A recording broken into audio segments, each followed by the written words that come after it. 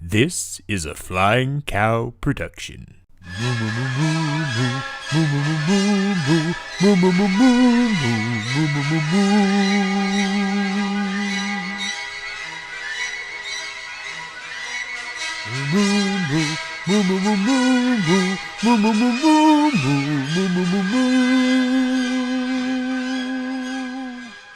Well, hello, and welcome back to the Elimination Gauntlet. This is group number 4, and I have here with me today, well, actually, I am Clay Johnson, the Flying Cow himself, and here with me to call this group is the reigning, defending, undefeated, undisputed champion herself, the Mad Madam, Kelly Meehan. Kelly, how are we today?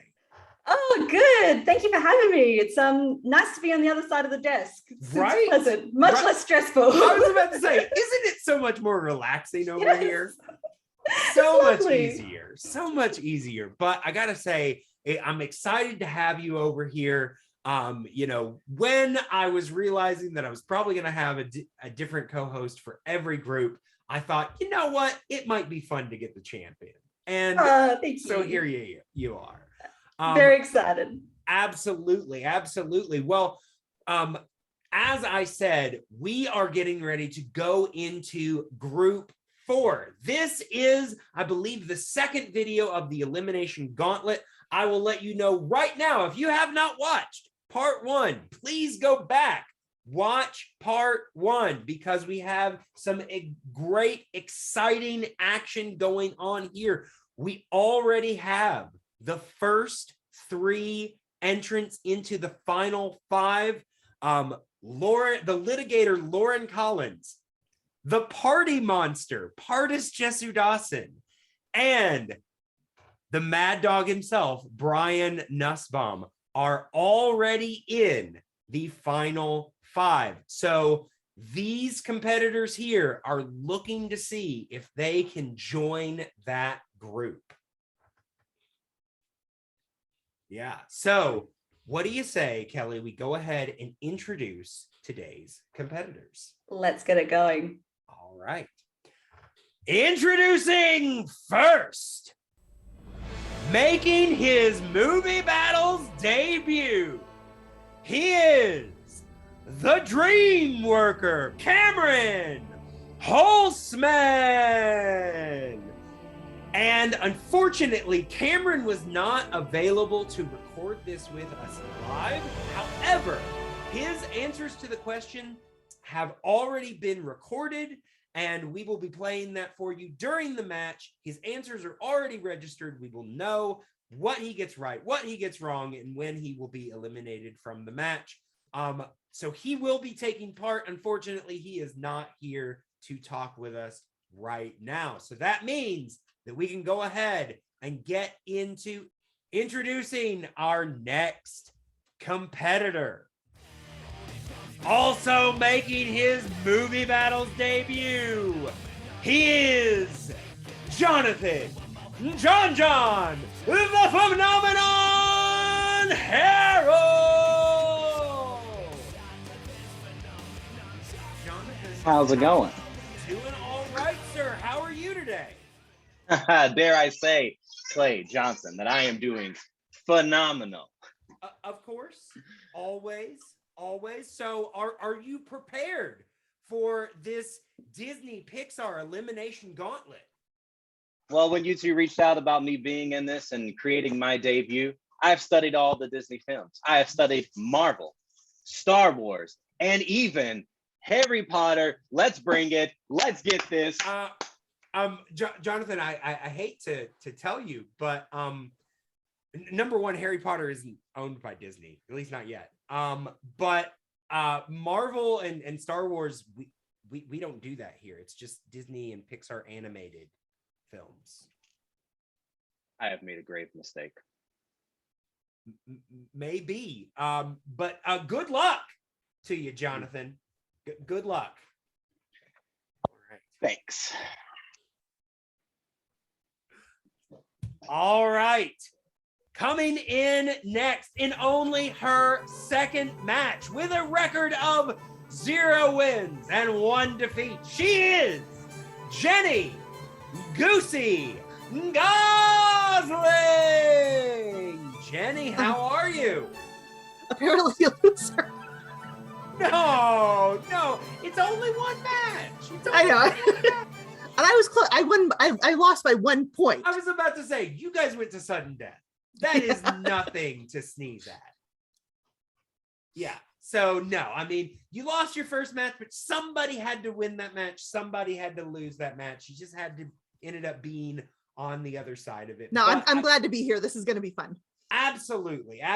So how are you feeling going into this Elimination Gauntlet? You've never been in, I mean, nobody's ever been in one of these before, but you've never been in this type of match before. How are you feeling about this?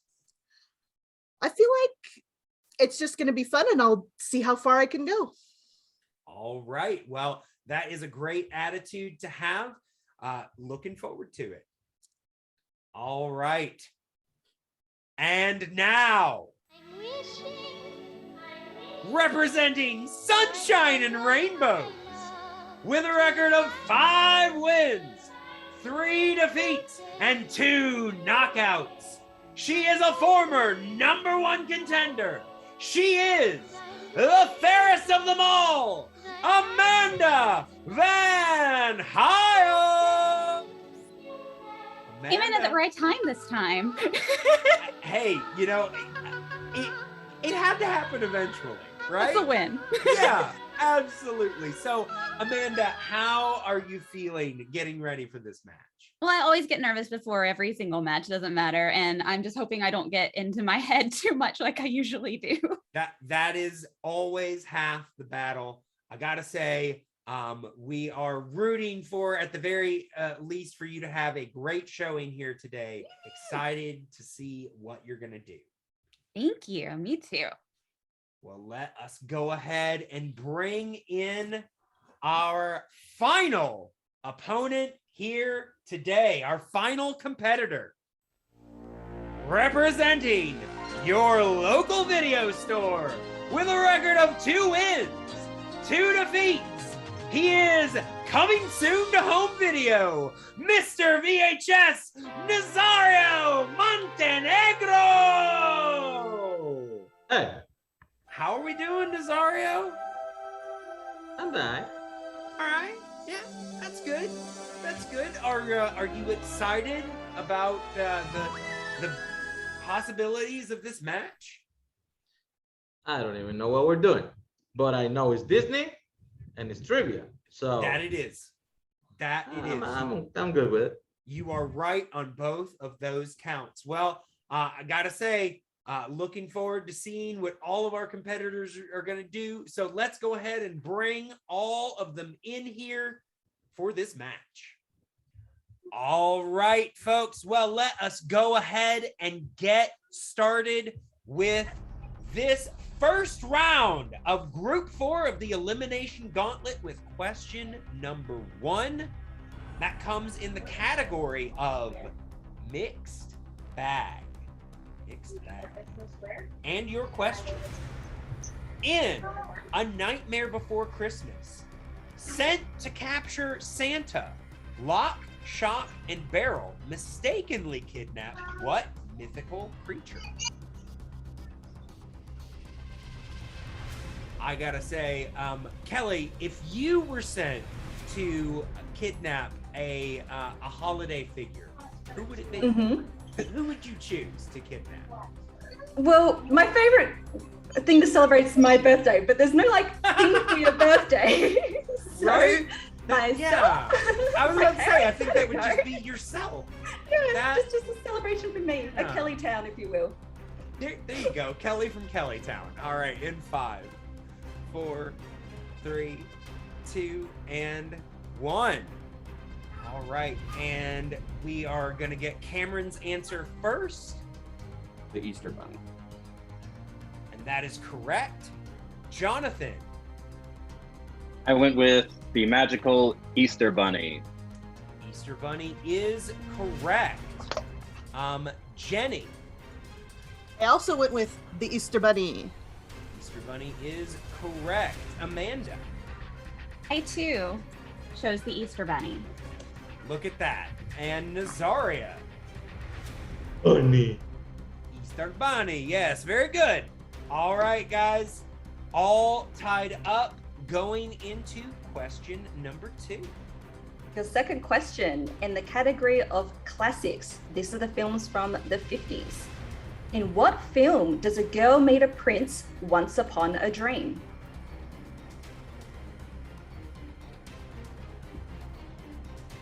Have you ever had interesting dreams, like, you know, meeting a prince and dancing around with them like a, you know, I weird thing? dreams like the movie dreams. Like, I don't believe that's a real thing. Like, my dreams are much more either mundane or terrifying. Like, there's no sunshine, happiness in mine. What about you? You know, I once had a dream that I met Kerry Washington and she thought I was Leonardo DiCaprio. So That's a win. right? In 5, 4, 3, 2, and 1. And we'll start with Jonathan. I went with Snow White. Okay, that is incorrect. Jenny, That's Sleeping Beauty. that is correct. Amanda, Sleeping Beauty. that is correct. And Nazario. That's a very nice handwriting, by the way. Sleeping Beauty. Cameron, Sleeping Beauty. Very nice, guys. Only Jonathan is down by 1 going into question number 3 in this round in the category of Muppets. And your question. In the Muppet Christmas Carol, what type of animal does Scrooge employ as bookkeepers? I gotta say, I'm extremely fond of the Muppet films, especially the Muppet Christmas Carol. It's, you know, it's a classic. is there a property you wish they would cover again? Because we got Christmas Carol, we got Treasure Island. Is there one you think would be most suited? Because I've seen memes about a Muppets Pride and Prejudice, and that's what I want so badly. Honestly, I just really, I would love them to get back into the literary adaptations. Yes. But I'm following the train on Twitter right now. Muppets Yeah. for the Oscars. In 5, 4, 3, 2, and 1. All right, and we are starting with Jenny this time. Well, that would be Rats and One Frog. Was it Cratchit the Bookkeeper also? I'll take Rats. Bob Cratchit's not technically his bookkeeper. Oh, I thought they all had the same job. No, I mean, we can take Rats. That's correct. Okay. All right, and Yay. Amanda. Rats. Rats is correct. Nazario. Rats. All right. Cameron. Said mice. Incorrect. And Jonathan. That's fair. And I went with Frog. Frog is unfortunately incorrect. All right. So, everybody is doing pretty well. Currently, Cameron is down by 1 and Jonathan is down by 2. Everybody else tied at 3. Your next question in the category of wilderness. This is films from the 80s. What film follows Taran, Elomwe, and Henwin in their quest to stop the Horned King? Hope my pronunciation of Elomwe is correct. My partner's Welsh, so Oh, watched well, this. there you go. I think you got a leg up. Even Even if it's not how they said it in the movie, I think you're correct. All right, in 5, 4, 3, 2, and 1. Now let's start with Amanda. At Cauldron. Black Cauldron is correct. Nazario. Black Cauldron. Black Cauldron. Cameron. Black Cauldron. And Jonathan. Black Cauldron. That is Nice. correct. And All right. Jenny. Black Cauldron. Wonderful. Very nice. All 5 getting that one correct. So we are down now to the final question in this round.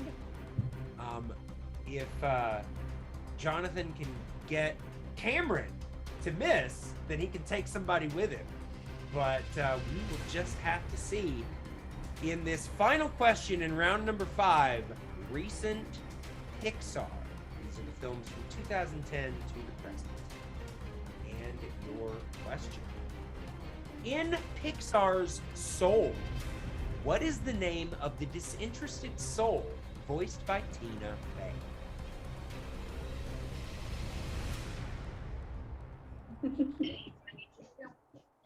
I mean, this movie has some very interesting concepts in it, I gotta say. Very much. And The score was outstanding. Oh, Beautiful. yeah. I mean, you know, I just a lot of fun things going on here. I'm Yes. very worried about accidentally saying things. Right, here we go in 5, 4, 3, 2, and 1. All right, and we're starting with Nazario. Hope I didn't sandwich it. 22? 22 is correct. All right, and Cameron. 22. Also correct. And Jonathan. I've never seen this, so I wrote Sadie, the sad, uninterested one. They should workshop that. Jenny. I remembered it was a number. Oh, so 27. Close. Not So close. so close. Amanda. I didn't even put anything down. I haven't seen it. I knew it was a number, but I didn't think it was 7. That was the only number I could think of. All right, so with that, we have a score of Nazario 5, Cameron, Jenny, and Amanda have 4. Jonathan, unfortunately, eliminated with 2. All right, so we are now going into round number 2. Your first question in round number 2 comes from the category of early classics. This is the films from the 30s and the 40s. In the film, what is the name of Bambi's skunk friend? It's the 80th year, I think, for Bambi, so it's a long time. I think you're right about that. Yeah, that is crazy. I remember watching this movie in the theaters and having no clue that it actually came out So early. Well, yeah. It came out when my dad was like 6, so because he was born in the 30s. So in 5, 4, 3, 2, and 1. Let's start with Cameron. Flower. That is correct. And we go to Jenny. Flower. That is correct. We go to Amanda. Flower. Flower is correct. And Nazario. Flower. It is a clean sweep. Well done. All right. So now we go into the next question in this round in the category of Renaissance. These are the films mostly of the 90s. And your question: who provided the voice of Mrs. Potts in Beauty and the Beast?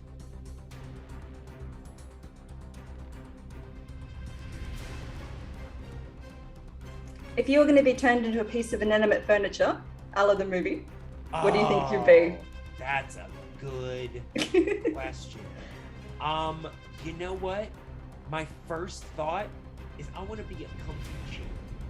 Nice. I want to be a nice, comfy chair, sit in front of a fire, just kind of. That fireplace always looks really inviting in the film. I'm sure it was hot as hell, but yeah, in 5, 4, 3, 2, 1. All right, and we're starting with Amanda. That would be Angela Lansbury. Nazario. Little Lansbury. right. Cameron. Angela Lansbury. That is correct. And Jenny. Angela Lansbury. All right, very nice. Your third question, in the category of movie quotes, in what film will you find the line, "That's not a real name in Iceland, but here it's a good name"? Competitors currently all tied up in this round. It's a close game. Two. Yeah, we will have to see if one of these questions can stump one of these competitors. This could be the make it or break it for sure. Yeah. Could be around where missing one question puts you out in 5, 4, 3, 2, and 1. Okay, let's start with Amanda. Frozen. That is incorrect. Let's go to Nazario. Same season. That is incorrect. We'll go to Cameron. My favorite Disney movie, Lilo and Stitch. That is correct. And Jenny. One of my favorites ever, Lilo and Stitch. That is correct. Very nice. Very nice pull, guys. All right. So Jenny and Cameron both take a 1-point lead. We'll just have to see how Amanda and Nazario respond. And that with this next question, in the category of early Pixar, these are the films from the beginning of Pixar to 2009. And your question: in what Pixar film will you find the characters Flick, Hopper, and Heimlich?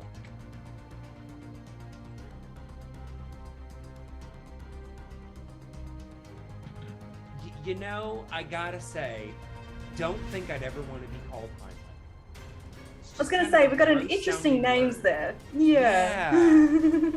Yeah, I mean, you know, Flick and Hopper, whatever. But Heimlich just sounds gross. In 4, 3, 2, and 1. All right. And we are starting now with Nazario. Bugs Life. Bugs Life is correct. Cameron. Bug's Life. That is correct. Jenny. Bugs Life. Bugs Life. Amanda. My absolute favorite, A Bug's Life. A Bug's Life. Very good. So we are still in the situation of Cameron and Jenny have 1 point up on Amanda and Nazario. So, Nazario and Amanda are on the line here unless one of them can manage to get this correct while others get it wrong. We'll just have to see. All right. This final question. Your final question in the category of hybrid films. Who plays the corrupt bank chairman William Wilkins in Mary Poppins Returns?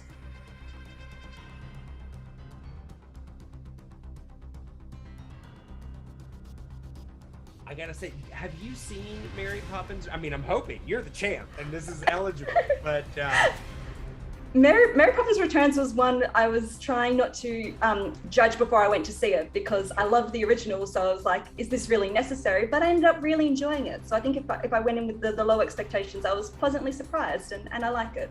Yeah, how about you? It's not bad. I liked it more than I thought I would. You thought you would, and yes. I will say, Lin-Manuel definitely held up the tradition of bad British accents in 5, 4, 3, 2, and 1.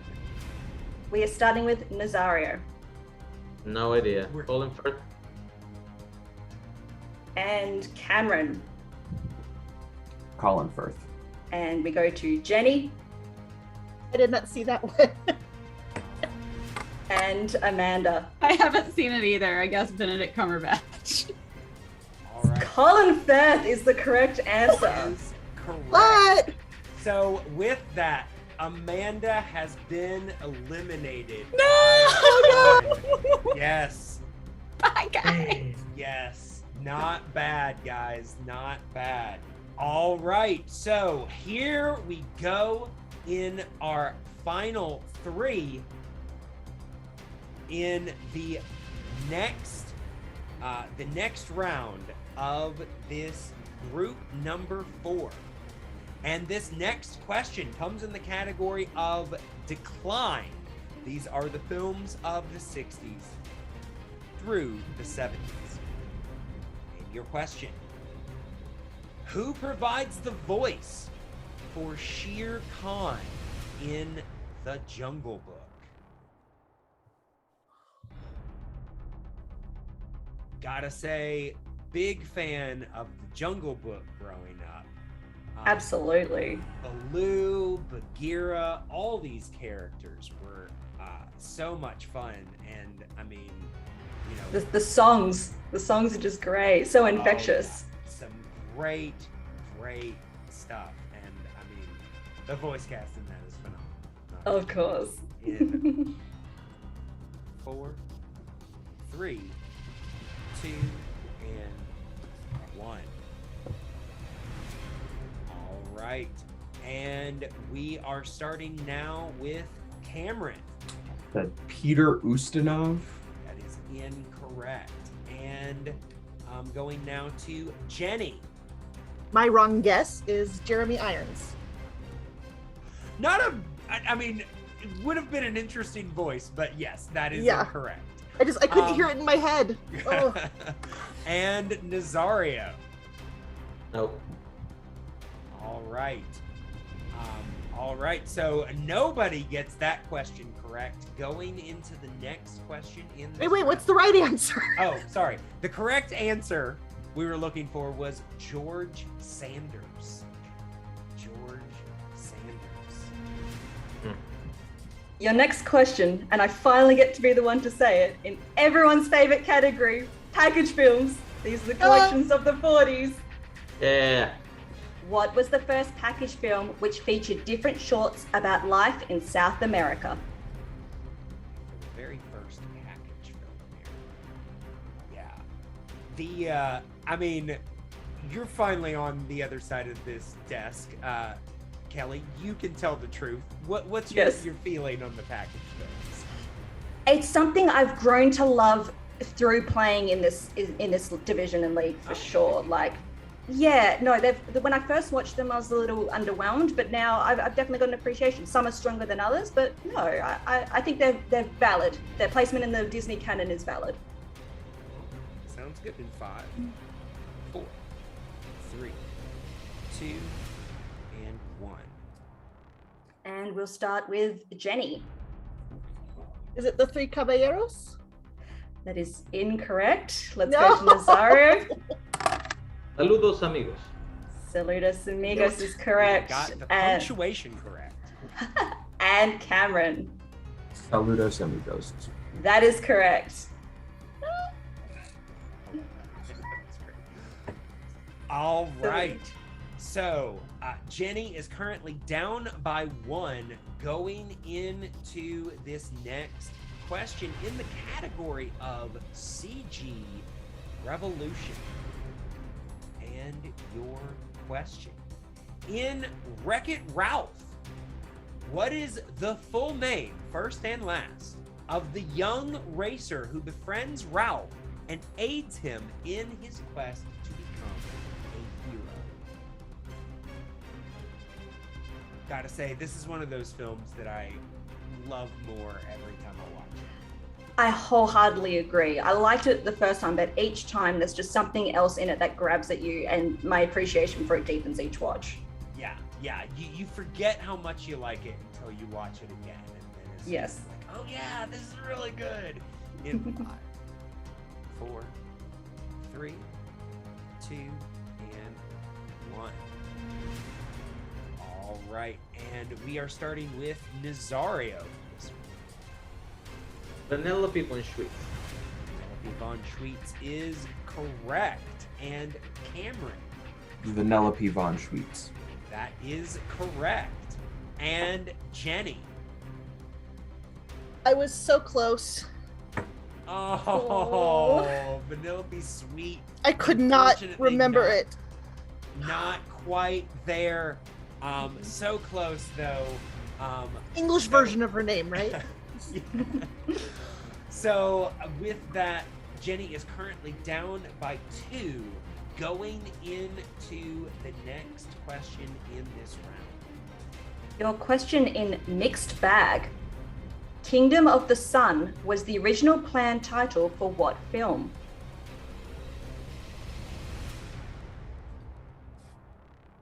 It's always really interesting to. Oh, sorry. Go ahead. No, you go. I was just gonna say it's interesting to look at the original titles for some of these films. Yes. Some of them I'm like, oh, I wish you'd stuck with that, and some of them I'm like, you made a good decision.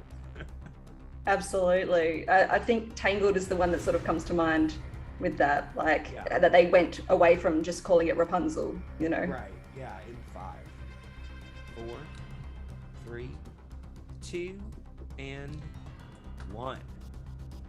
And we'll start with Cameron. The Emperor's New Groove. That is correct. And Jenny. The Lion King. That is incorrect. Nazario. First new group. That is correct. Is the That makes more Emperor's sense. New Groove. So Cameron and Nazario are currently tied at 3. Jenny, unfortunately, not on the board, but we're going to go ahead and ask this last question just because we want to. In the category of classics, these are the films of the 50s. And your question. Finish the quote from Alice in Wonderland. The time has come, the walrus said, to talk of other things, of shoes and ships and sealing wax and blank and blank. Oh my god. I must come. I have a feeling that even without looking at the answer sheet, Kelly knew this. Oh, absolutely. I was so happy that to be asked an Alice in Wonderland question while I'm on the desk. But yes, this is one of my favorite moments in the film. So this springs to mind straight away. Mine as well. What do you think I wrote this question? 4, 3, 2, and 1. All right. And we are starting with Jenny. Cabbages and Kings. Cabbages and Kings is correct. Nazario. I knew that one. VHS and Betamax. Not quite. Not quite. And Cameron. Is it Carpenters and Kings? That is incorrect. All right. Cabbages. All right. So with that, unfortunately, she finally got on the board, but it wasn't quite enough. Jenny has been eliminated. And with that, we are down to the final 2. Will it be Cameron? Will it be Nazario? Time will tell. Actually, these questions will tell. We'll have to figure this out. Okay, your first question in this round comes from the category of Muppets. Which Muppeteer has provided the voice of Gonzo in every Muppet film?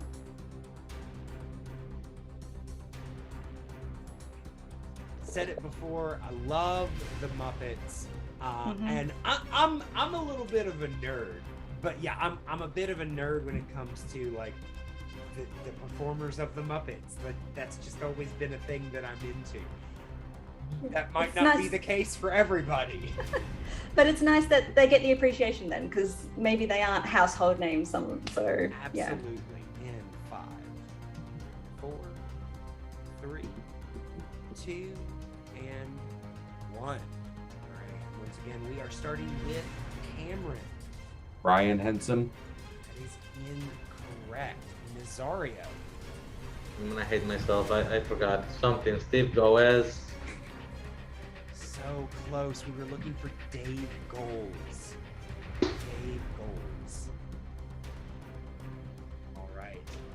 So neither competitor on the board yet. Going into question number 2. Yes. So we are now going into question number 2, the category of the wilderness. These are the films of the 80s.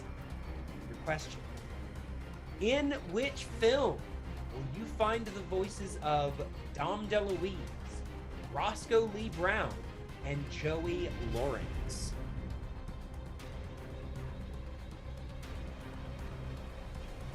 I think we've talked before. This is one of your earlier theater experiences.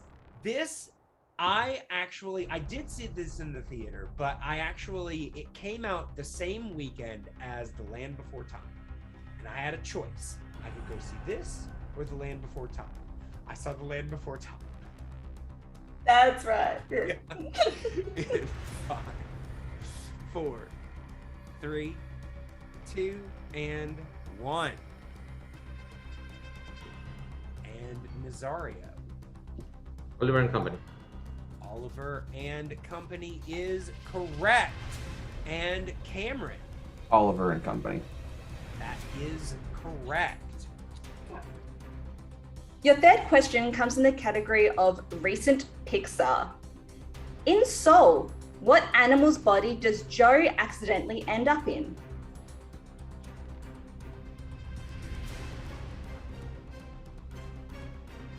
You know, once again, I'm afraid to talk about Soul. There's too many spoilery things if you don't know, but watch Soul. It's a good movie. Highly recommend. Yes. In 5. And a question will come up about it. 3, 2, and 1. And we start with Nazario. It's been more than a year. I think you guys are good. Cat. Cat is All correct. right. And we go to Cameron. Cat. That is correct. All right, so now we go into the next question. In the category of early classics, these are the films of the 30s through the 40s. And your question, what is the name of the final segment of Fantasia? Final segment of Fantasia. Fantasia is, I know people that love this movie, and I know people that hate this movie. I was going to comment, very polarizing film. Yeah, I will say for me, it is great to watch in the background, especially when I'm going to sleep, because it's all just classical music. Yes. Just play that stuff. It's great. I feel like just some segments shine a bit more than others. True. Absolutely. In 5, 4, 3, 2, and 1. All right. And Cameron. I said The Sorcerer's Apprentice. Incorrect. And Nazaria. The problem with the movie is that it's too long. A Night on Bald Mountain. Night on Bald Mountain is correct. So with that, Nazario takes a 1-point lead going into the final question in the Elimination Gauntlet. So we will just have to see how this goes. Your final question in the category of Renaissance. This is film of the mostly 90s. What were the names of the talking gargoyles who are Quasimodo's friends in The Hunchback of Notre Dame? And we'll give 20 seconds for this answer. It's 3 names. You need a little bit of time for 3 names, Absolutely. Um, Because there's always one that you'll forget, I think. Yeah. I mean, Or it just takes a second. And you talk about, I don't know if polarizing would be the word, because I know very few defenders of these characters. But the gargoyles are very, a lot of people argue. All right. Well, it looks like our competitors are ready. So let us go ahead. Sorry, Kelly, you call? Yes, so let's start with Nazario. For a second there, I thought I was losing to a bird. Hugo, Victor, and Laverne. And Cameron? Victor, Hugo, and Laverne. And with that, Nazario has won group number 4 of the Elimination Gauntlet. Won by 1 point. Congratulations, Nazario. Well, congratulations, Nazario, making it into the final 5 of the Elimination Gauntlet. How are you feeling, man? Happy. Actually, I think this is the first time I win kind of like a similar format thing with multiple people. You always get that question that, slips you and breaks you down, and then you just regret. Yeah. Dave goals might have been that for me in this one. It was just like right there, and I just I could tell that you had an idea, but it just wasn't quite there. But that was the Thank Colin Firth, though. Missed in that round. Thank Colin Firth, though, because dang. Yeah, that saved you, actually. Dude, I was like, it has to be a British guy that can look cranky. So he said, Colin Firth or Hugh Grant. Yeah, no, that came at the exact right time, because without that, you would have been knocked out in round number 2. Instead, you made it all the way to the end. It's quite impressive. So you are now in the group with Lauren, Pardis, and Brian. Obviously, you're still waiting on that 5th member of the final 5, but how are you feeling about your chances so far? I don't really pay attention to people, but I remember Brian beat me. It's true. So that one, I want to get a little bit of revenge on. The other 2,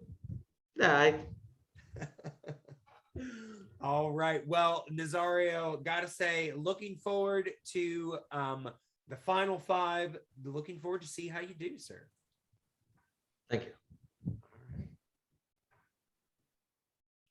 All right. And with a dab, he was gone.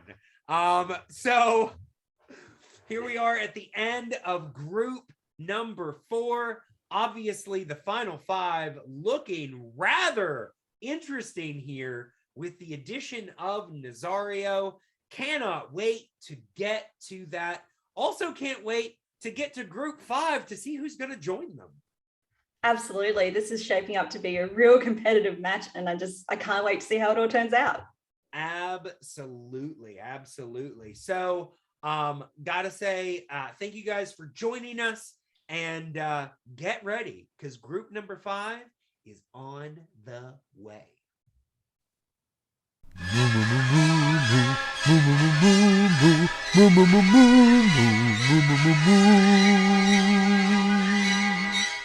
Well, hello, and here we are for group 5 of the Elimination Gauntlet. You've seen the first 4 groups. Already in the final 5, we have the litigator, Lauren Collins. We have the party monster, Pardis Jesse Dawson. We have the mad dog, Brian Nussbaum. And we also have Mr. VHS, Nazario Montenegro.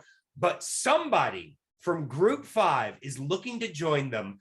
But I'm not doing this alone. I have here with me Mad Maxwell Haddad. How are we doing today, sir? I'm exhausted, but happy to be here. How are you?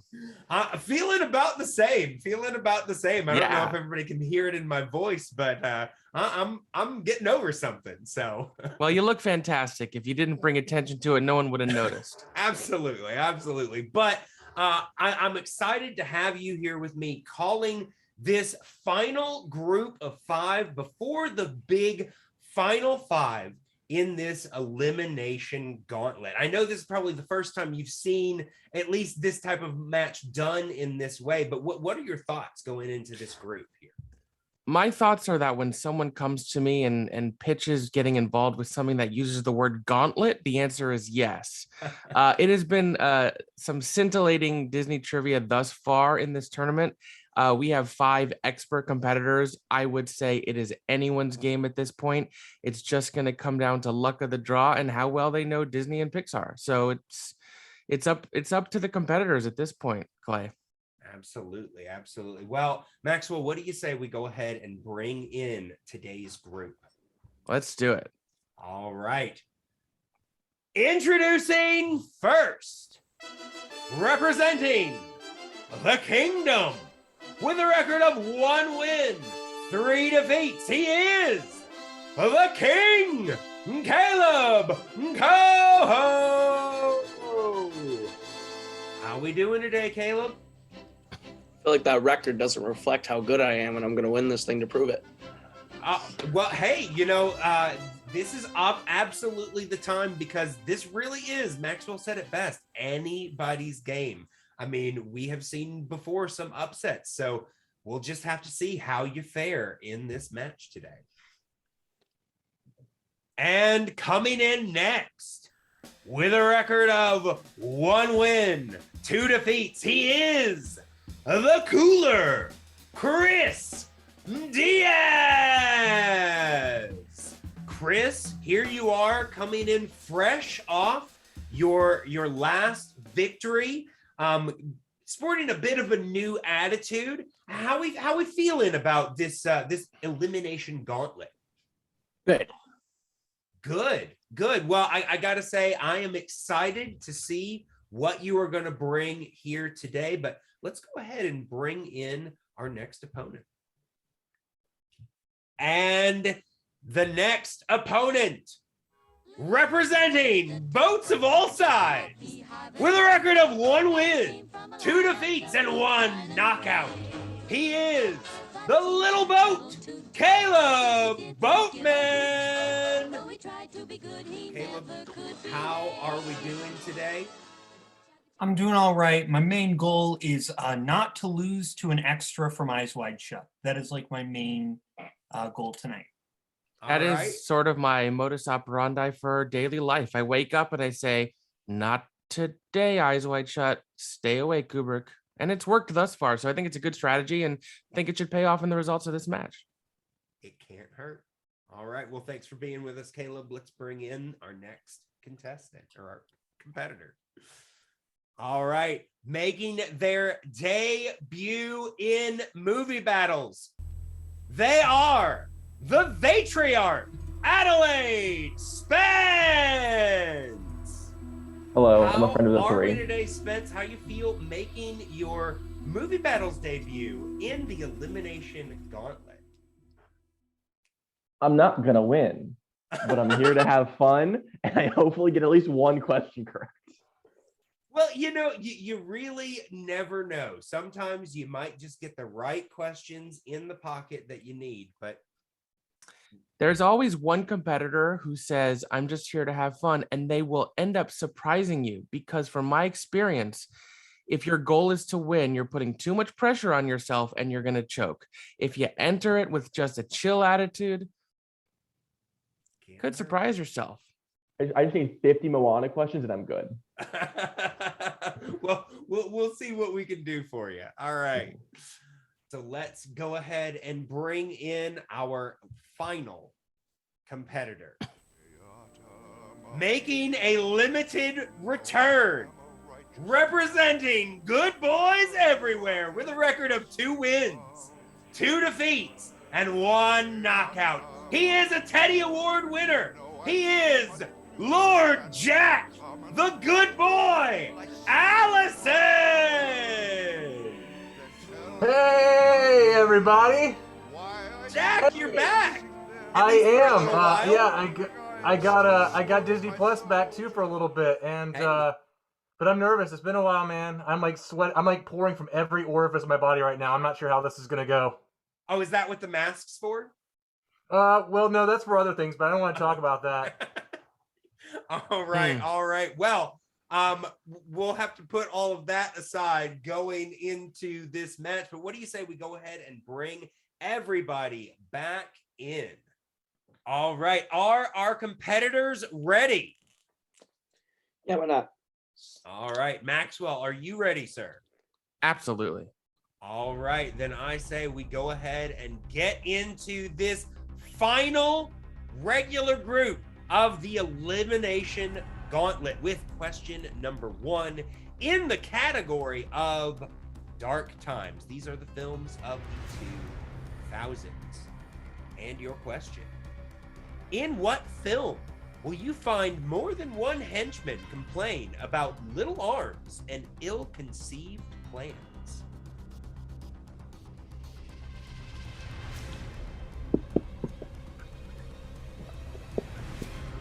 I gotta say, little arms, I mean, I don't have large arms, but I wouldn't say they're little either. I mean, it depends on what scale you're using to determine that. Yeah. Are we talking about, length, girth? Like, what's the issue here in 5, 4, 3, 2, and 1? All right. Let's go ahead with the king. Meet the Robinsons. All right. Very nice. And Chris. Meet the Robinson. All right. Boatman. I don't think this plan was very well thought through. Meet the Robinsons. Very nice. Spence. Meet the Robinsons. All right. And Jack. The Robinsons. Oh boy. Need a drink. All right. So they are all tied up going into the next question. Question 2 is in the category of early Pixar. What film was Brad Bird's directorial debut for Pixar?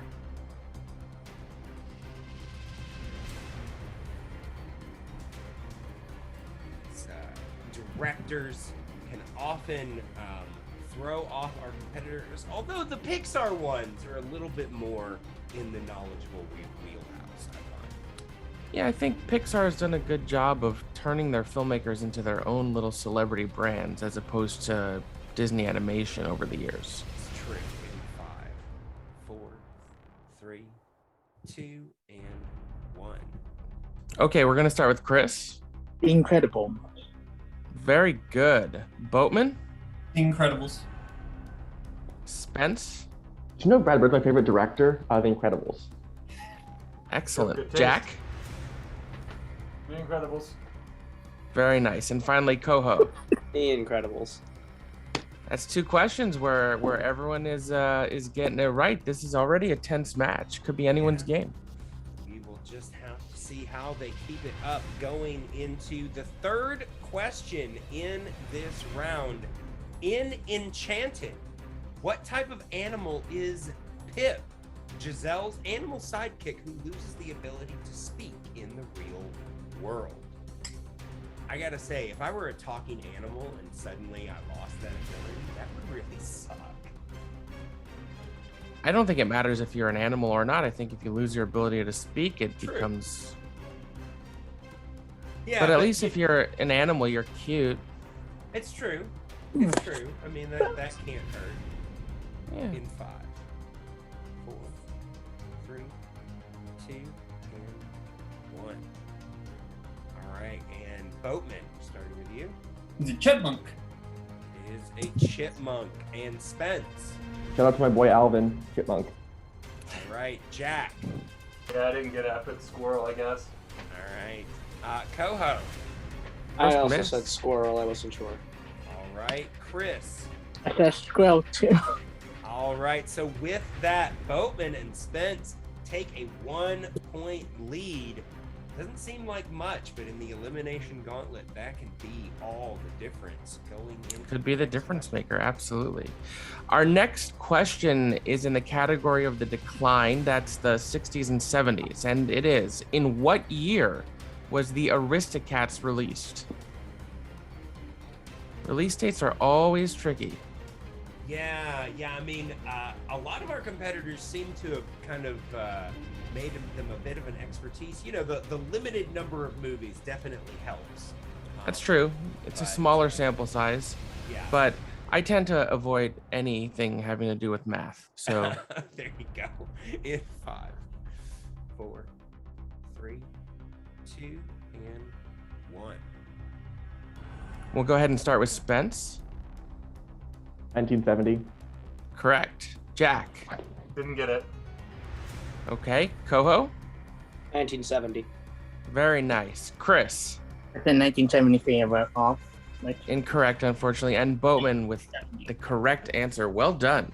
All right. So with that, Chris and Jack both fall behind, while Boatman and Spence taking up the lead in this final question in the category of package films, everyone's favorite.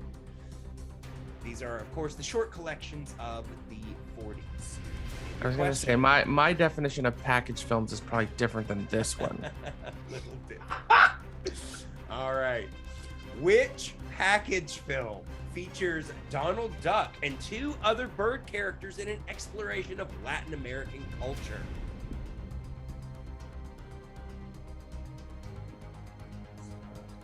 Have you seen many of these hybrid films there, Maxwell? I have. I've seen every Walt Disney animation film, including all the package films. Yeah, I will say for a long time I didn't know a lot of these existed. Oh, I saw it. All right, in 5, 4, 3, 2, and 1. All right, and we are starting with Jack. Caballeros. Three Caballeros is correct, and Coho. The Three Caballeros. All right, and Chris. The Three Caballeros. Also correct. Boatman. The incredibly underrated The Three Caballeros. And Spence. It's true. I wrote Three Amigos. I need to wake up. Oh no!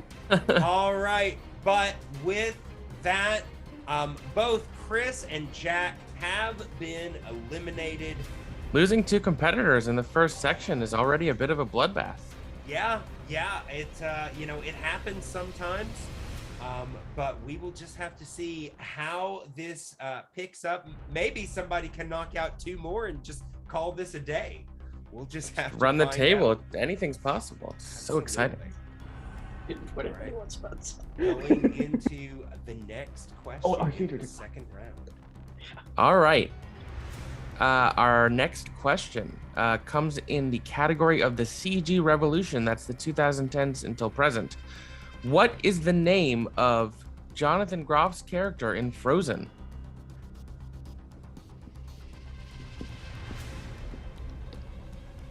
Oh, sorry, caught me in the middle of a yawn there. A little hard to come up with anything to say now. That's all right. We'll just go to the countdown. 5, 4, 3, 2, and 1. Not a hard one for these guys. Coho. Kristoff. Kristoff is correct. And Boatman. Kristoff. That is correct. And Spence. I feel like we should get Bo to crown for this. Kristoff. All right. I don't know how to spell. No, you don't. You know. All right. Going into the next question in the category of mixed bag. And your question. What is the name of the mad scientist who created Sally in The Nightmare Before Christmas? Nightmare Before Christmas, kind of a holiday classic of sorts, but I don't know, Maxwell, do you put this in either a Christmas movie or a Halloween film, or do you kind of see it as a hybrid of both? I kind of see it as a hybrid. I kind of see it as you start watching it on September 1st and you can watch it all the way through to the end of the year, and it just tickles whatever you needed to tickle at that current time. It sort of just runs the gamut of all the holidays. Yeah, nothing wrong with that. 5, 4, 3, 2, and 1. All right, and we're starting with Boatman. Is it Finkelstein? Finkelstein is correct. And Spence. I was close. I put Dr. Bighead. That is close. That is close. I had nothing, so I said Oogie Boogie. All right. So with It's an impressive pull from Boatman. Well done. 1 point lead going into the third question in this round. The third question in this round comes in the category of classics. That's the 50s. In the film, what is Peter Pan trying to retrieve when he and Wendy meet?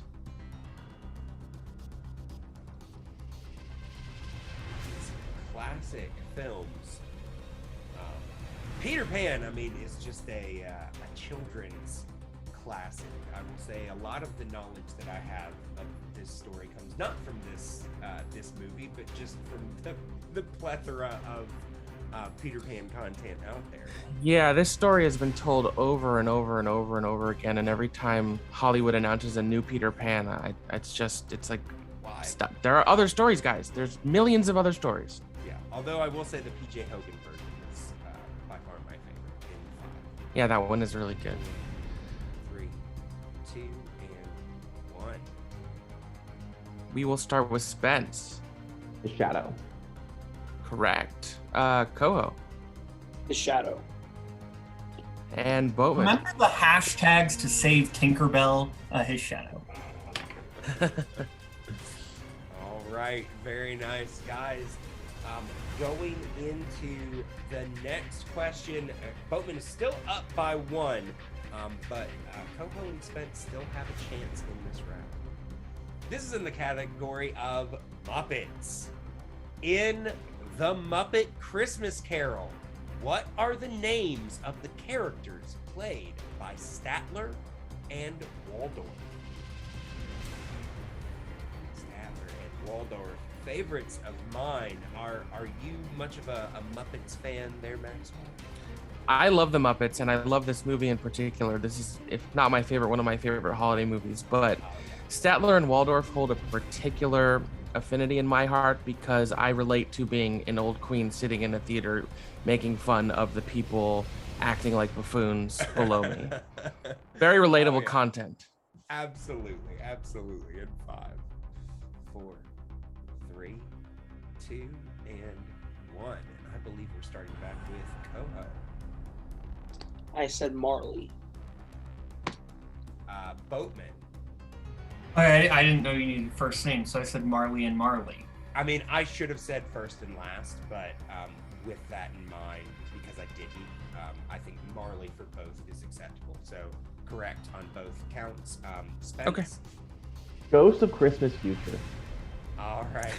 Not quite there. Not quite what we're looking for. So Boatman still has a bit of a lead, but Coho also pulling 1 ahead. Spence gonna see if maybe bring Coho down with in this next final question in round 2. The final question comes in the category of wilderness. In The Great Mouse Detective, what is the name of Basil's friend and personal biographer who aids him in the case?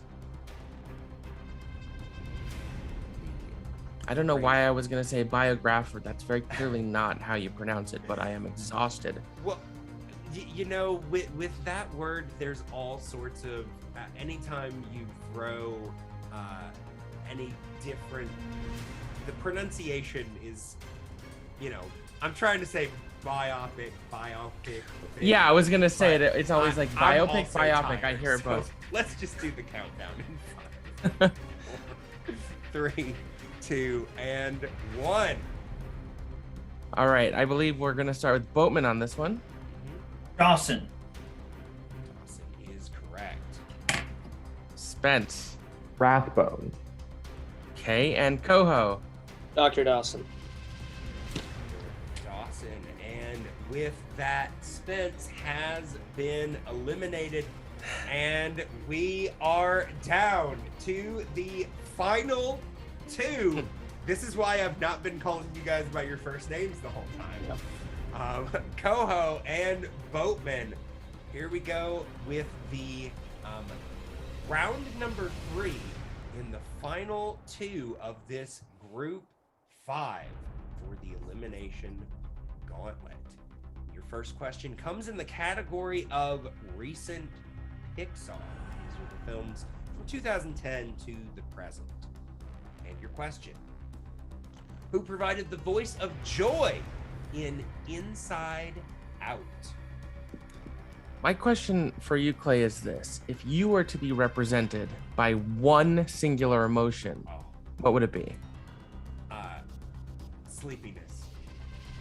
Like that's like my overriding like feeling, like, you know, this is about this is a little bit more than usual, but when people were asking me how I'm feeling, I'm like, I'm tired, but that's pretty normal. Tired. Yeah, exactly. That's your just standard operating That's procedure. my default. In 5, 4, 3, 2, and 1. All right, and we are going first to Coho. Amy Poehler. Poehler is correct, and Boatman. I am the Tina Fey to Coho's Amy Poehler. This is a fact. All right. All right. All right. very Our nice. next question is in the category of early classics. That's the 30s and 40s. In Pinocchio, what is the name of Geppetto's fish? Gotta say, big fan of Pinocchio, but when I think about that film, it seems a lot longer than it is. I think it's only like an hour and a half. But when you think about all the I don't even think it's that. I don't even think it's that long. Yeah, but when you think about everything that happens in that movie, it's like that's got to be like a 2-hour movie at least. Right? He goes on a journey, that's for sure. A frequently terrifying journey. This movie's scary. Yeah. In 5, 4, 3, 2, and 1. All right, we'll start with Boatman on this. Leo. That's correct. Coho? That's gonna be the game, isn't it? Figure out. Could be, All right. but we still have some questions left, so But don't throw in the Boatman- towel just yet. Absolutely not. Boatman does have a 1-point lead, but it is still anybody's game going into the next question in this round. In the category of Renaissance, these are the films mostly of the 90s. Released in 1990, what was the second film released during the Disney Renaissance? It's kind of a reverse release date question. Yeah, I like throwing these out because a lot of times when you say what year was this released, people are like, oh, that. But when you say what film, and you can usually do it with Disney because very few times were there Small sample size, yeah. Exactly. In 5, 4, 3, 2, and 1. All right, and we're going to Coho. The Rescuers Down Under. Down Under is correct. Rescuers Down Under. Boatman has the same, so Boatman maintaining his 1-point lead going into the next question. Our next question comes in the category of Dark Times, the 2000s. What is the name of Aladar's main lemur sidekick in Dinosaur? I can already tell by the reactions that this is a tricky question, which seems logical when you think about the fact that most people probably never remember that Dinosaur exists at all. The last time I brought up this question, one of the people asking it with me told me that was the cruelest question they've ever seen.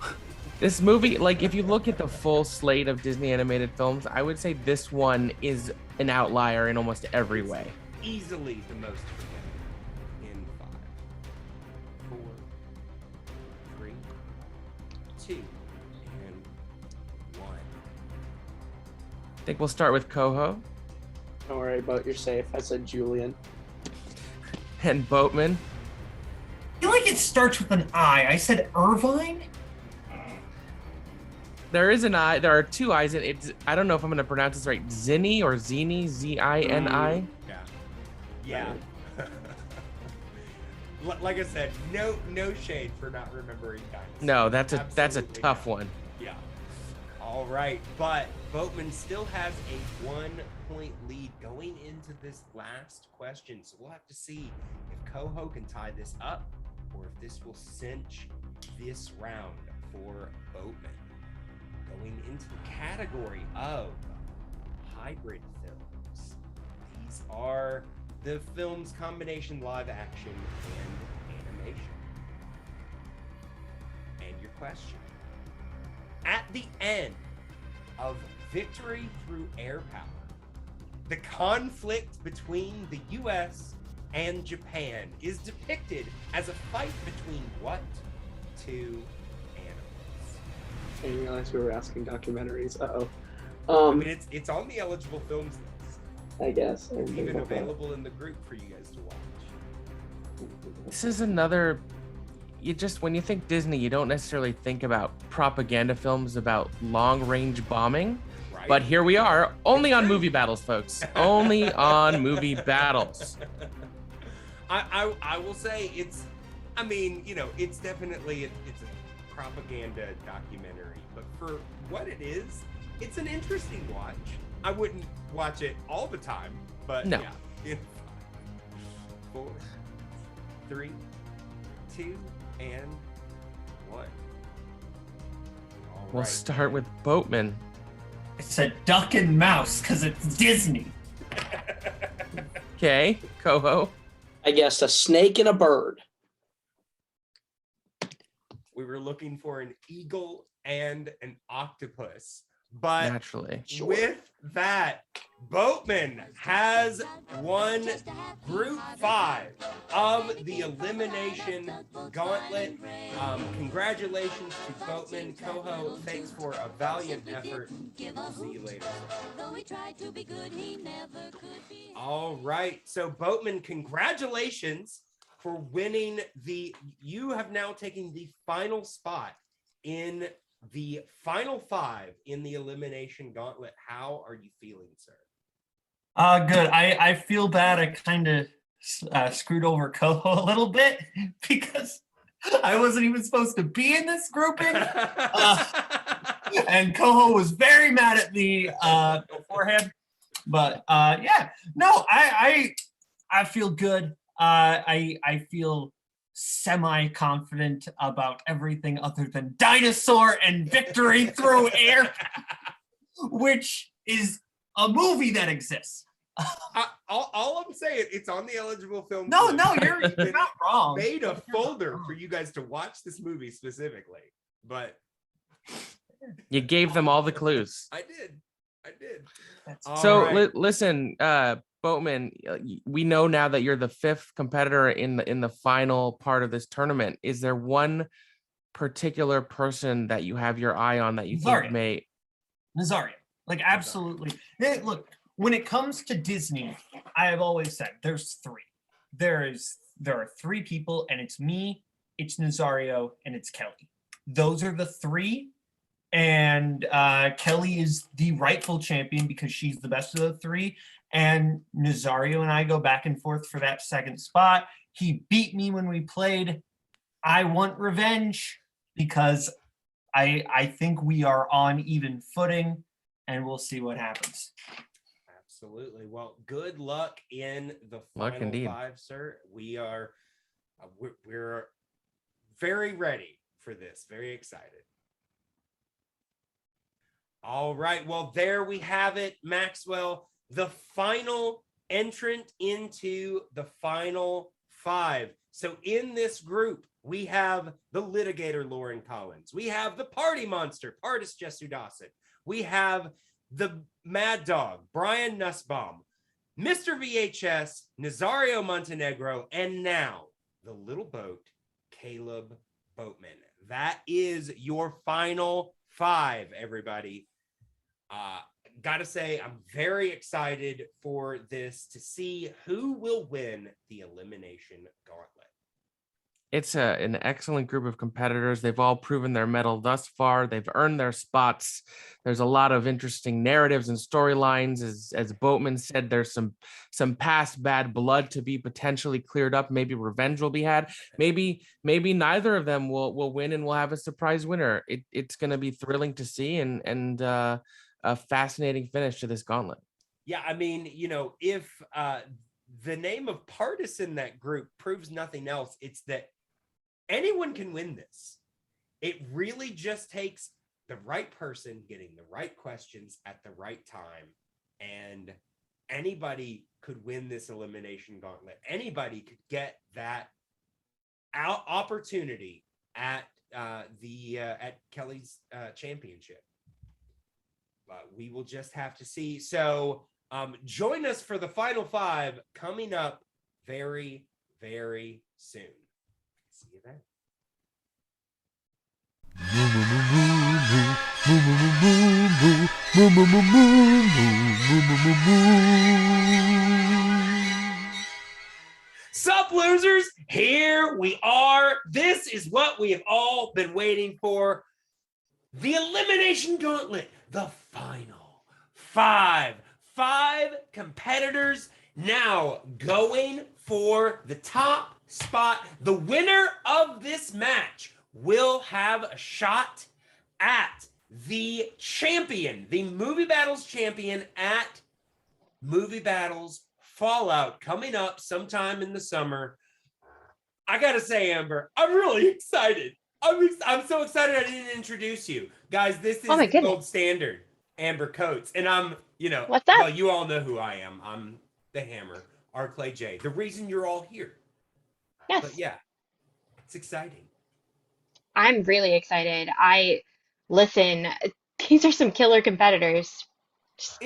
It's true. And I gotta say, you know what? They're not all my faves, but they did some pretty impressive stuff going into this and coming out. I mean, I will say I picked a few of them, didn't pick some of them, but I think we can all agree Caleb has this in the back.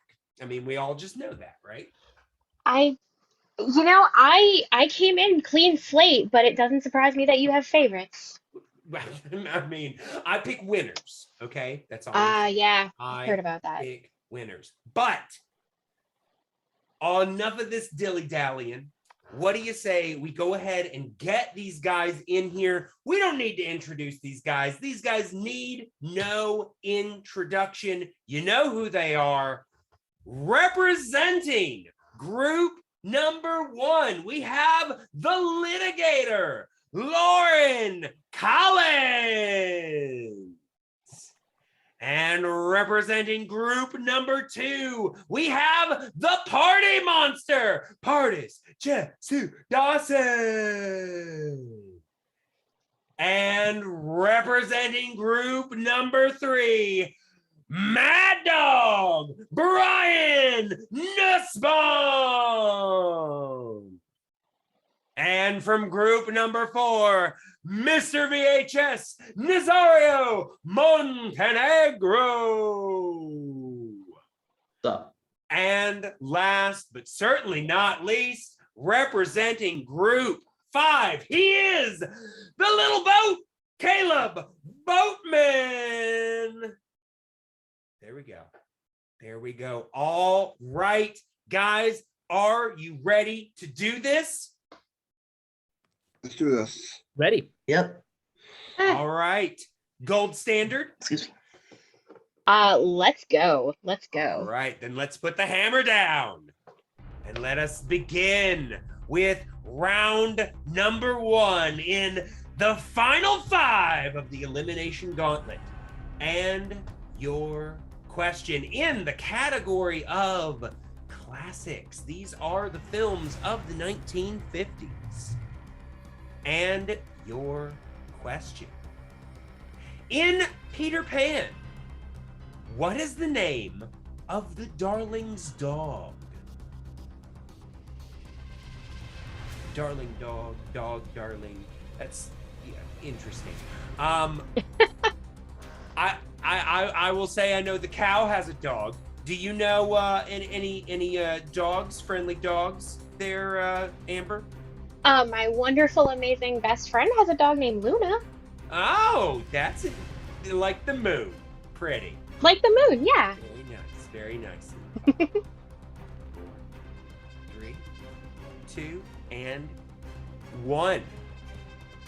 All right. We are starting with Lauren. Wrote Nana. Nana is correct. And Pardis. Also have Nana. Nana. Brian. Nana. All right. Nazario. Nana. All right. And Caleb. Yeah. All right. Wouldn't you know it? They are all tied going into question number 2. I'm not even surprised that happened. Question number 2 is in the category of Muppets. In what film will you find the characters Old Tom, Real Old Tom, and Dead Tom? gotta say that's an interesting group of names there. It really is. There's a lot of Toms. Yeah. I mean, was there a young Tom? Was there just a regular Tom at some point? Was there a baby Tom? I gotta wonder. All of them had to be babies at some point. True. Mm-hmm. 5, 4, 3, 2, 1. Unless, of course, they were potty. That's fair. Okay, we're gonna start with Pardis. Show me that board. At Muppets: A Christmas Carol. That is incorrect. We're moving on to Brian. I also have Muppet Christmas Carol. That's incorrect. Nazario. Muppet Treasure Island. That is correct. Caleb. Muppet Treasure Island. Correct. And Lauren. Muppet Treasure Island. Perfect. Right. I can see that we tried to pull a Ben Bateman there. All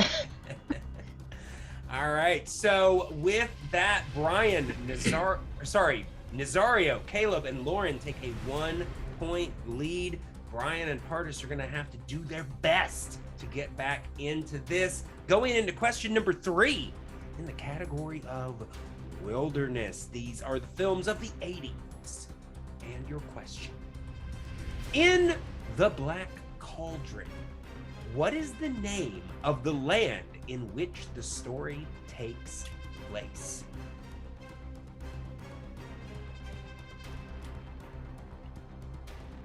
That's one that I haven't seen. I haven't seen The Black Cauldron. Probably No? need to go. No, I want to. I've heard it's really interesting. I'm pretty sure it's about a cauldron that's black in color. That is impressive. I am very proud of you. Yeah. This is why you were a champion 3 times. 3 times, Mhm. absolutely. In 5, 4, 3, 2, 1. All right, and we are starting now with Brian. I have Bourdain. Bourdain is incorrect. Nazario. Prydain. Prydain is correct. Caleb. Prydain. Prydain. Lauren. Prydain. Prydain. And Pardis. Didn't have it. Did not have it. All right, so Lauren, Nazario, and Caleb upping their lead. Pardis and really gonna need to do something to get back in here. That is correct. And the next question, hopefully this will help, is an early Pixar. In Ratatouille, what is the name of Remy's cooking mentor? Mentor. Do you have any cooking mentors, any TV chefs or anything like that you enjoy watching there, Amber? I really, really loved Rachel Ray when that was really big, and Iron Chef Iron Chef, the real Iron Chef, the Japanese one. Yeah, definitely that's the good my one. favorite. Yeah. Oh yeah. That's I mean, the good one. I like Gordon Ramsay too. He's kind of fun. Yeah. Likes to yell at people. I was about to Eating say, sandwiches love and it what- when he yells. Some good I mean, stuff. yeah, In it's the best. 5, 4, 3, 2, 1. All right, we're gonna start with Nazario. What you got? I don't know about spelling, but it's Chef Gusteau. We'll take it. And Caleb. Gusteau. That's correct. And Lauren. I got the chef half, if that counts. But We did it. Quite. Pardis. Right. F. Gusteau. That's correct. And Brian. Gusteau. Correct. Wow. All right. All right. So, Brian and Pardis now only within one of Lauren. So, but Nazario and Caleb, I think, are safe going into this final question of the round. And the question in the category of Renaissance. These are the films mostly of the 90s. What is the name of McLeach's egg-eating salamander in The Rescuers Down Under? Rescuers Down Under. That means Australia, right? That does mean Australia. Yeah. I believe that isn't that somewhere near where the belt is? I'm not sure. Huh. Yeah, I don't know. Yeah, who knows? Up, down, up, down. In 4, 3, 2, and 1. All right, starting with Caleb. Joanna. Joanna is correct. Lauren. I just wrote down the only Disney name I could think of off the top of my head. Walt. Aw. Not quite, but all right. Pardis. Joanna. Joanna. Brian. I'll pull it. Could not pull it. And Nazario. Nope. All right. So Nazario does not remain perfect with Caleb, but it doesn't matter because with that, Brian has been eliminated from the final 5. So we are now down to Lauren, Pardis, Nazario, and Caleb for this. So let us go ahead and go into round number 2. All right. So the first question in round number 2 is going to be in the early classics from the 30s to 40s. Snow White and the Seven Dwarfs was the first Disney animated feature film. What year was it released? Snow White and the Seven Dwarfs. Now, I'm assuming you weren't alive when this was released, but how young were you when you saw this film for the first time? Or do you? I want to go ahead and say I was probably barely pre-kindergarten age, so 4 or 5. You know, I think I was about the same. About the same. Don't remember what year, but I remember feeling 5. In 5, 4, 3, 2, 1. All right, we're gonna start back at the top. We're gonna go with Lauren first. Said 1939. That is incorrect. Pardon? 1930.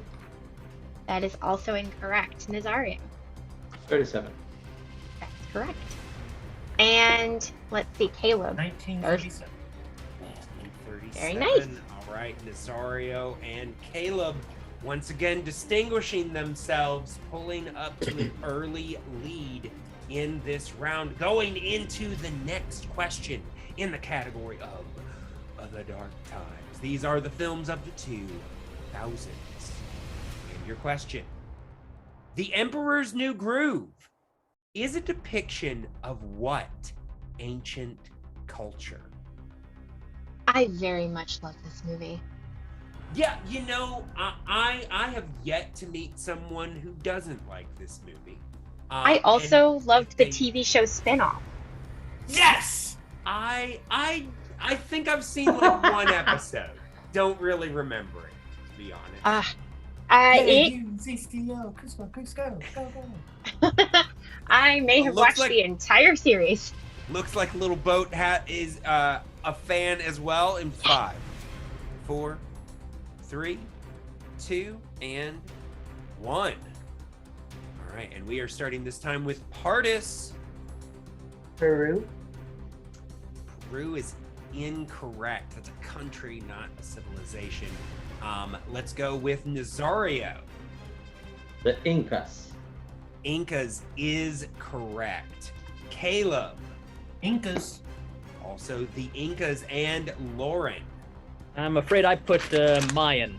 All right. Not quite there. So Nazario and Caleb pulling ahead by 2. Going into the next question. All right, the next question is in early Pixar. In Cars, what brand of tires does Lightning McQueen use? Those are some movies that I love too. Oh, the Cars? Cars? Oh, yeah. Yeah. I mean, if we had to pick, I'd probably say my personal favorite's Cars 3, but I understand there are a lot of people who don't agree with me. I will say I liked it better than Cars 2. Of course, you know, I mean, that's Cars not much of an argument. Cars 2 did have a song by my favorite band, but 3, 2, and 1. All right, so we're gonna start with Nazario. No, this one. Firestone. That is incorrect. And Caleb? Lightyear, but Amber, please tell me your favorite band is Weezer. You're darn right it is. Yes! And Making Lauren? friends. I thought it ended in E's, but I guess not. Sorry. All right, and Pardis. Rusty's. No, sir. Oh, wow. Caleb, you know those are tires. Not. Whew. All right. So, I believe Caleb and Nazario are pretty safe here. However, Lauren and Pardis still have an opportunity if one of them can answer one of these next questions correct. All right. So, let's go into the next question in the category of hybrid films. These are the combination live action and animated films. And your question. In the original Pete's Dragon, Lampy and Nora run a what? As somebody who worked at a Disney park for a very long time, I am kind of obsessed with the Pete's Dragon float from a certain electrical parade. Okay. Mm-hmm. I mean, I gotta say, I like Pete's Dragon. Not sure I'm familiar with the float you're talking about, but I'd love to see it. I will make sure to find ways to show you. 3, It's amazing. 2, 1. All right. So I believe we're starting with Caleb. No idea. I said a lighthouse. That is correct. All right. Caleb just backing into the right answer here. Going now to Lauren. I knew it was a lighthouse for once, actually. There you go. All right. And Pardis. Didn't have it. Did not have it.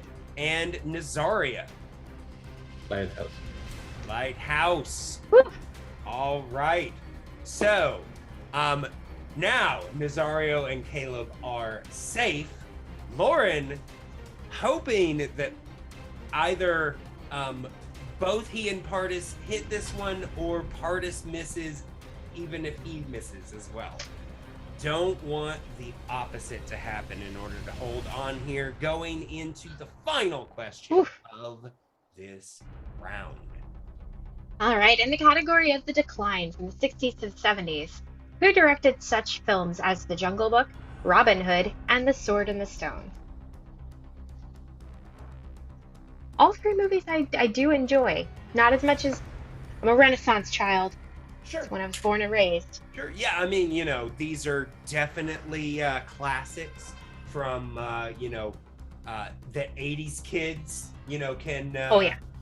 Grew up with seeing coming back into theaters. Some good stuff in 5, 4, 3, 2, 1. All right. Lauren, let's see what you got. I feel like there was some guy back then named Wolfgang Reederman, but I don't know. That, you know what? Spelled slightly wrong, but we're going to take it. All right. And Pardis? Good luck to Lauren, Nazario, and Caleb. That's a good answer. Nazario. Wolfgang Reederman. Perfect. And Caleb. Wolfgang Reederman, I'm not sure how you pronounce it. All right, that will work all the way around. And with that, unfortunately, Pardis has been eliminated. All right. So we are now down to the final 3 going into this third round of the Elimination Gauntlet. Final 5. And your first question comes in the category of package films. Yay! And the question, what number of Disney release is Melody Time? Ooh. We'll give you 20 seconds for this. You gotta figure it out. A little bit of math, a little bit of counting going on here. Not really my bag. I don't know about you, Amber. Nobody hired me for my math skills. Let's just say that. Right. I mean, you know, I'm good at everything else, but the math, well, that's for losers. I'm good at a lot of things, I would say. There you go. But I mean, I don't have to be good at math to do basically anything that I do. That sounds like a good job to me. All right. I did the right thing. In 5, 4, 3, 2, and 1. All right, and I believe we are at Nazario.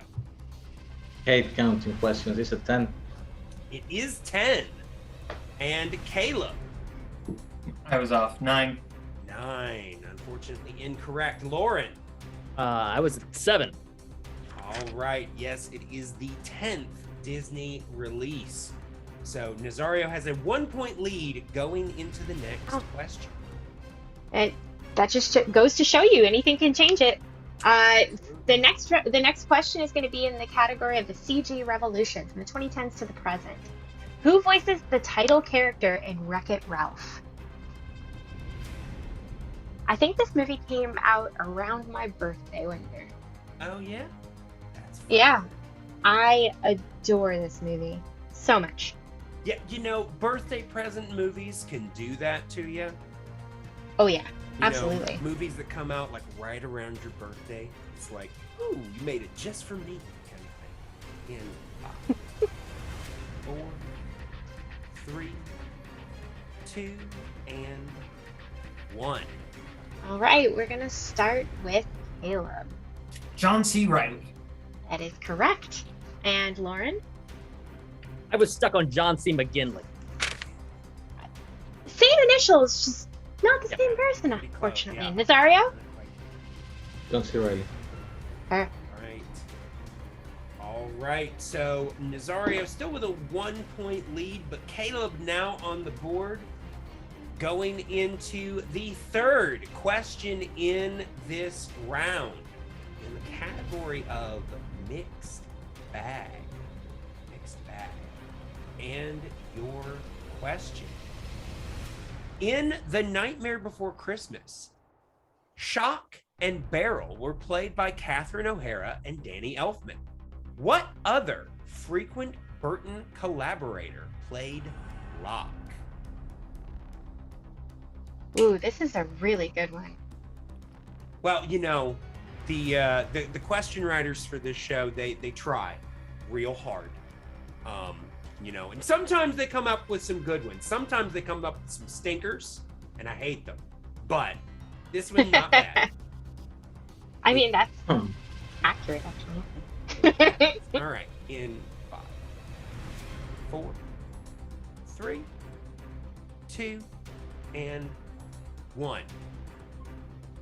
All right, and I believe we're starting back now with Lauren. Frequent Burton collaborator, I put Johnny Depp. Not quite. All right, and Nazario. Paul Rubens. Paul Rubens is Paul Rubens. And Caleb also nipping right at the heels. Got it as well. All right. So, bringing up the rear, not sure that Lauren still has a shot, but we've still got some questions, so we're just going to keep asking them. We like questions. Yeah, good. All right, so the next one is in the category of the classics from the 50s. What prolific actor, comedian, and voice actor provided the voice of Captain Hook in 1953's Peter Pan? These deep cut, you know, voice actors. It's times like this, I bet our competitors wish they had an ear to Brian, who got released earlier in this. Wonder if he would. Who knows? Who knows? Never will.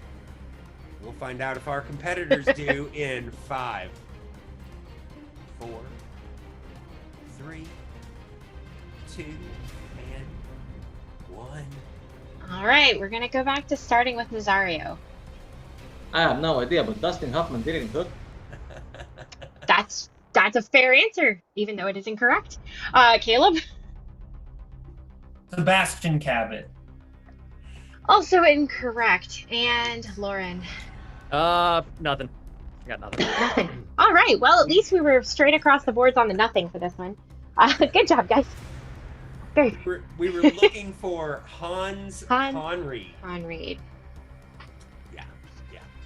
All right. So we are going to go now into our final question in this round in the category of Muppets. And your question: in 2011's The Muppets, what is Walter's special talent? I really, really enjoy this movie. Oh yeah. This is a good one. It was a return to form for the Muppets. You know, had a little bit of a unstable period there in the 2000s, but came back with this movie, one of their best, I think. One of their best. In 5, 4, 3, 2, and 1. All right, and we are starting now with Caleb. Whistling. Whistling is correct. All right, and Lauren. Whistling. Whistling. Very good. All right, and Nazario. And you do while you work. Whistle. Absolutely. And with that, Lauren has been eliminated. Okay, yes. So we are in the final 2. We have the final 2 for the Elimination Gauntlet. One of these 2 competitors is going to get a shot at the title. And just because I like him, I've decided that from now on, Caleb is going to answer second like the champion that he is. Okay? Okay. That's how we're going to do that. All right? So, we are going to get this started, all right, with the first question of this final round. And the question comes in the category of The Wilderness, the films of the 1980s. And your question: what successful voice artist and sitcom actor provided the voice of Toymaker Hiram Flaversham in The Great Mouse Detective? This is a really good movie that I need to see more. Yeah, you know, it's definitely one of the kind of like lesser known, you know, like the 80s, they were still kind of trying to find themselves. This is them kind of like building back up and doing better, but it's still, you know, they weren't quite to Little Mermaid yet, you know, not quite there, not quite to my level in 5. Right. 4, 3, 2, 1. We're going to Nazario. I think I'm wrong. I said Mickey Rooney. Mickey Rooney is incorrect. And Caleb. No idea. I said Ted Knight. That was an actor. Unfortunately, not the right one we were looking for. Alan Young. Alan Young. Wow. All right. Well, the next question is in early Pixar. In The Incredibles, Bob Parr's boss mentions that a company is like an enormous what?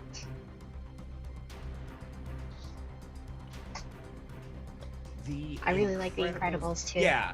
Incredibles, great movies. Incredibles 2, I liked, didn't like as much. Do think that, you know, they really could have been really on something if they'd made the villain British. Her name would have actually been Evil Endeavor. How do you miss that? Just saying. In 4, 3, 2, 1. All right. And let's go with Nazario first. Said machine. That is incorrect. And Caleb? Clock? That's correct. It is a clock. That is correct. Going into the third question in this round, in the category of early classics, the films of the 30s through the 40s. And your question: in the film, what do Dumbo and Timothy see when they get drunk? That's right, folks. There was a drunk scene in not a sentence you hear very often, but it happened. That's very true. I still can't fathom it. It's like, oh, that happened. Yeah. Just waiting for the first time they write a pot scene in 5, 4, 3, 2, 1. One would argue it's called Alice in Wonderland. All right. And we're starting with Nazario again. Pink elephants. Pink elephants is correct. Caleb. Pink elephants on parade. Very nice. Very beautiful. Nice. Even had a song to go with it. Very nice. All right. Caleb only up by 1. We'll have to see what Nazario can do in these next 2 questions. Well, and the next question is in the Renaissance, mostly 90s. Who provided the speaking voice of Captain Li Sheng in Mulan? Listen, I love Mulan, and it's probably one of my favorite Disney movies ever. Yeah. There's nothing wrong with Mulan. It's very good, very nice film. Like it a lot. That's all I got to say about that. 4, 3, 2, 1. All right, and let's start with Nazario. Willy Wong. That is correct. And Caleb? Willy Wong. Correct.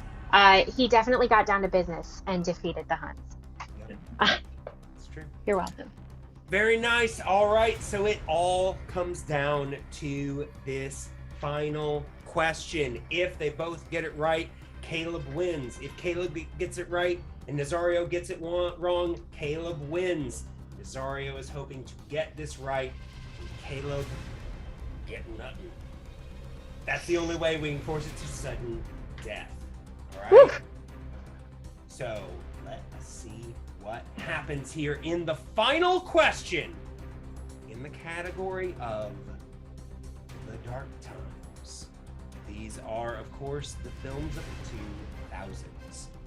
And your question: in The Princess and the Frog, what is the name of Tiana's restaurant at the end of the film?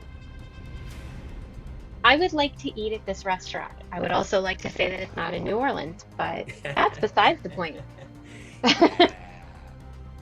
I may be from New Orleans. Oh, okay. And where the restaurant is, it's actually not in the city in real life. Oh, well, that's all right. I know, it's good fine. Food. Great food. I would like some of that gumbo. Right? All right, let's see how our competitors fare in 5, 4, 3, 2, and 1. And Nazario. I don't remember if it was a place or a palace. I went with Tiana's Palace. Tiana's Palace. And your winner of the 2022 Elimination Gauntlet is the Little Boat, Caleb Boatman! Congratulations to the Little Boat, Caleb Boatman. Tiana's Palace is correct. She called it Tiana's place earlier on in the movie, but by the end of the film, it had changed to Palace. Very nice for both of our competitors knowing that. But right now, great job, Nazario, but you can go away. Go away. Thank you. All right. So, Caleb, I've been saying it the whole time. It is finally time for you to take your place where you deserve to be. You finally get a title shot at Movie Battles Fallout. Not going to be the very next title shot that happens. There will be one in between, but you are going to get the main event of the next big Movie Battles event. How are you feeling, sir? At the end of the day, it's going to depend entirely on who wins that match in between. If Kelly wins that match in between, everything is right in the world.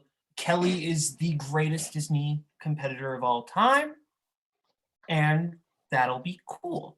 If anyone other than Kelly wins, I will crush their bones into dust and I will make them cry. Kelly's the only one who knows anything in this whole community, and the rest of you are kind of stupid. I'm sorry. Kind of stupid. Look, when it comes to Disney, Kelly actually deserves to be here because she actually watches these movies. Unlike some of you, I'm sorry, watch the friggin' movies. Look, Nazario's good. Nazario's the only other person that deserves to be here. It's me, it's Kelly, it's Nazario. Those are the three. Everyone else, crap. I'm sorry. Crap.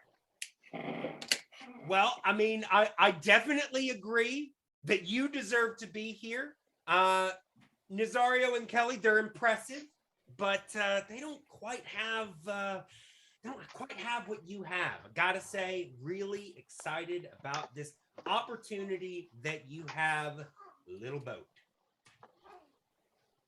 Thank you. All right. And with that, that was it. The Elimination Gauntlet went exactly how I told everybody it was going to happen. Told you Caleb was going to win. I told you this was all said and done. He did it. He will be the next Movie Battles champion. Mark it down. It's marked. I mean, clearly you were right. I concede. I should learn to listen to you from here on out. You and everyone else. You know, Amber, you should really spread this around. Okay, I know what I'm talking about. Okay. All right. Really do. That's why I'm a 3-time Movie Battles champion. Okay. That's fair. But with that, as exciting as that was, we've still got some great stuff coming your way. Excited for the next big title match that we do have. And then, of course, Fallout with Caleb as the main event, taking on whoever the champion is at the time. But that's not happening now. Now we're at the end of the Elimination Gauntlet. We're done here now. So it's been your pleasure. And bye-bye.